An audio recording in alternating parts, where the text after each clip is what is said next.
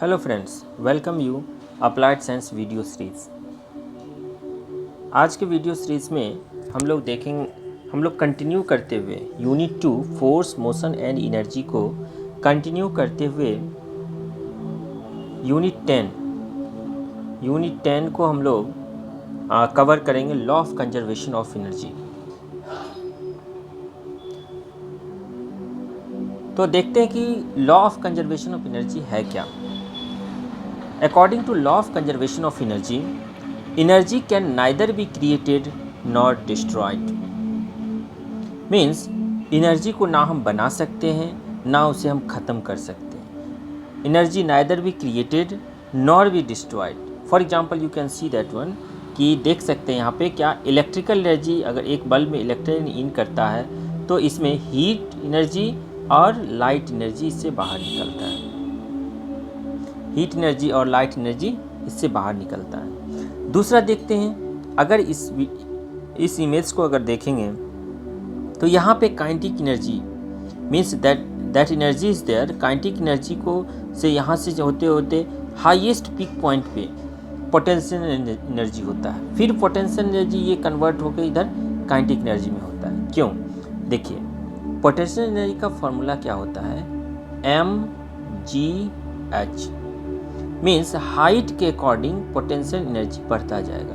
जैसे ये हाइट पे अगर हम लोग देखेंगे तो ये हाइट पे अगर जैसे जैसे बढ़ रहा आगे, यहाँ पे जैसे जैसे हाइट पे ये आगे बढ़ रहा है, इसका पोटेंशियल एनर्जी यहाँ पे इंक्रीज हो रहा है। So according to height potential energy increase कर रहा है।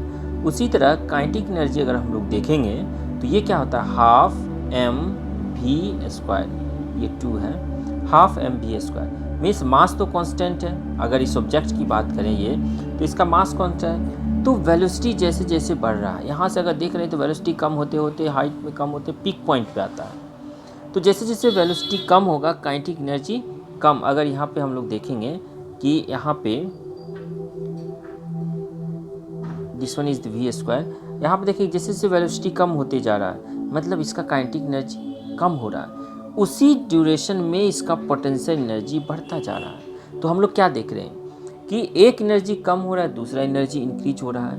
यहाँ पे उसी तरह देखेंगे, यहाँ पे हाइट कम हो, यहाँ से जाएंगे तो हाइट कम होते जा रहा है। तो यहाँ पे क्या हो रहा है कि पोटेंशियल एनर्जी कम होते जा रहा है और काइनेटिक एनर्जी बढ़ता जा रहा है।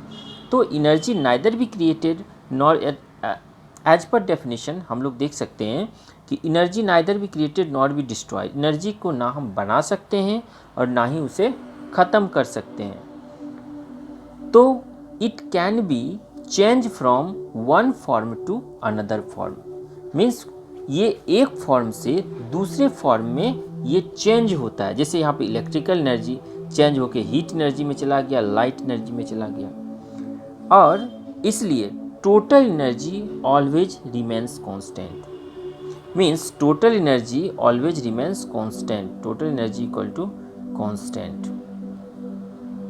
ये हमारा law of conservation of energy है। Energy neither be created nor be destroyed, that is the energy conservation. देखिए एग्जाम्पल में हम लोग देखते हैं, अगर एग्जाम्पल में देखेंगे तो ये पिक्चर 1 को देखिए। पिक्चर 1 में देखिए इधर से एक एनर्जी इसमें इन करता है तो दूसरा इसको जस्ट क्लिक करता है। उसी तरह इस साइड से अगर एक एनर्जी क्लिक करता है तो इस साइड में एक एनर्जी बाहर आता है, मीन्स एनर्जी डिस्ट्रॉय नहीं हो रहा है। That is the conservation of energy. यहाँ पे अब अगर हम लोग सेकेंड पिक्चर में देखेंगे, सेकेंड एनिमेशन में अगर हम लोग देखते हैं तो हाईएस्ट पॉइंट पे, यहाँ पे देखिए हाईएस्ट पॉइंट पे पोटेंशियल एनर्जी हाई है। उसके बाद देखिए पोटेंशियल एनर्जी कम होते जा रहा है और काइनेटिक एनर्जी बढ़ते जा रहा है। पोटेंशियल कम होते जा रहा है, काइनेटिक एनर्जी बढ़ते जा रहा है। इसको अच्छे से देखिए, यहाँ से जब जैसे जैसे नीचे आएगा तो पोटेंशियल एनर्जी कम होते जाएगा लेकिन इसका काइनेटिक एनर्जी बढ़ते जाता है। क्यों? ऑलरेडी हम लोग एक्सप्लेन किए हैं कि पोटेंशियल एनर्जी क्या होता है, mgh मीन्स हाइट के अकॉर्डिंग डिपेंड करता है। अगर हाइट कम होते जा रहा है मतलब पोटेंशियल एनर्जी कम होते जाएगा। That is the conservation of energy.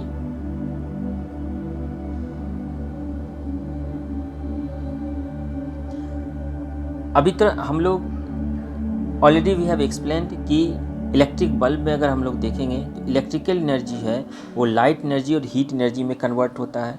अगर इलेक्ट्रिकल एनर्जी इन करता है तो ये हीट एनर्जी और लाइट एनर्जी में कन्वर्ट होता है।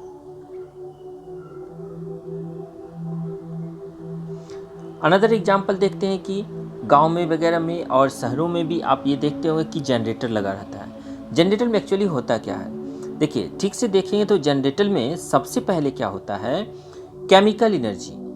केमिकल एनर्जी मतलब क्या, पेट्रोल डीजल जो भी यूज करते हैं इसमें सबसे पहले केमिकल एनर्जी डालते हैं, पेट्रोल डीजल। केमिकल एनर्जी को ये इंजन मैकेनिकल एनर्जी में कन्वर्ट कर देता है। ये क्या होता है, मैकेनिकल एनर्जी में कन्वर्ट कर देता है। अब ये मैकेनिकल एनर्जी क्या करता है, इसको इलेक्ट्रिकल एनर्जी में कन्वर्ट करता है। ये मोटर को रन करता है तो ये क्या करता है, नेक्स्ट क्या होता है, इलेक्ट्रिकल एनर्जी में कन्वर्ट कर देता है। इलेक्ट्रिकल एनर्जी, और इलेक्ट्रिकल एनर्जी क्या करता है, लाइट एनर्जी में कन्वर्ट कर देता है और हीट एनर्जी में कन्वर्ट कर देता है। तो यहाँ पे देख रहे हैं क्या, एक फॉर्म से दूसरे फॉर्म में एनर्जी कन्वर्ट होते जा रहा है।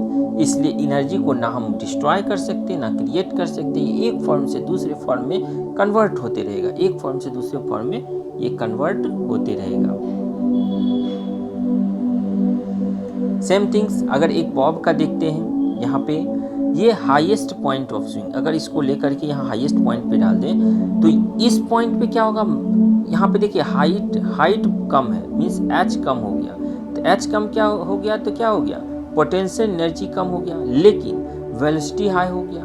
यहाँ पर देखिए वेलोसिटी 0 हो गया, v 0 हो गया तो हाफ mv² होता है काइनेटिक एनर्जी, तो v 0 मतलब काइनेटिक एनर्जी यहाँ पे 0 हो गया, means lowest potential kinetic energy.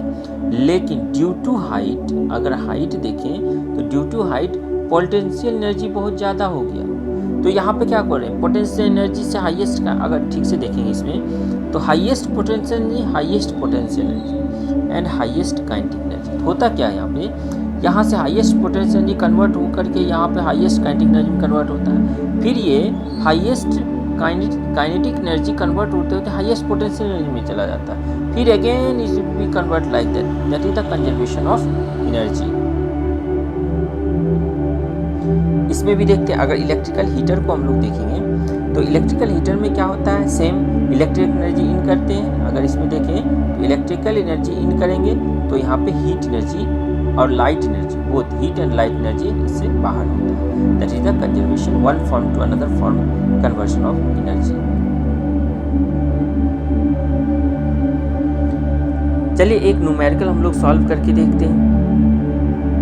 अभी देखिए, how much energy does 60 watt bulb consume per second, means कितना एनर्जी कन्वर्ट होता है। तो हम लोग क्या जानते हैं, पावर इक्वल टू क्या होता है, वर्क पर यूनिट टाइम।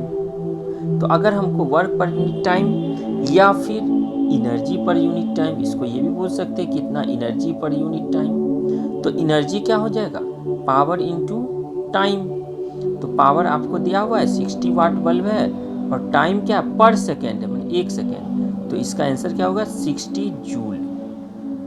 इसका आंसर होगा 60 जूल।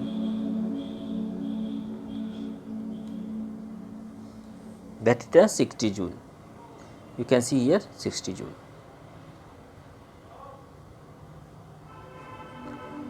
आज के लिए बस इतना ही।